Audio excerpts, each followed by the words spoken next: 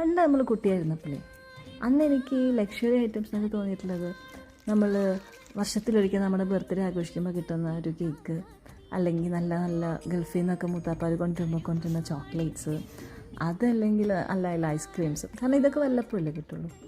അന്ന് വീട്ടിലുണ്ടാക്കുന്ന പലഹാരങ്ങൾക്കൊന്നും അത്ര വലിയ വില കൊടുത്തിരുന്നില്ല. ഇന്നിപ്പോൾ കാലം മാറി നാടും വീടൊക്കെ വിട്ട് വേറൊരു സ്ഥലത്തൊക്കെ പോയി നിൽക്കുമ്പോഴാണ് അതിൻ്റെയൊക്കെ വില മനസ്സിലാക്കുന്നത്.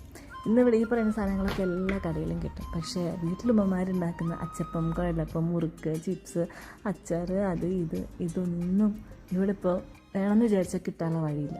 ഒന്നെങ്കിൽ നാട്ടിൽ പോകണം, അല്ലെങ്കിൽ നാട്ടിൽ നിന്ന് ആരെങ്കിലും ഇങ്ങോട്ട് വരണം. നല്ലോണം ചക്ക ഉണ്ടാവുന്ന സമയത്ത് കുറേ ചക്ക ഉണ്ടാകുമ്പോൾ അത് വരട്ടിയെടുത്ത് സൂക്ഷിച്ച് വയ്ക്കും. കാരണം അടുത്ത കൊല്ലം വരെ അത് നിൽക്കും.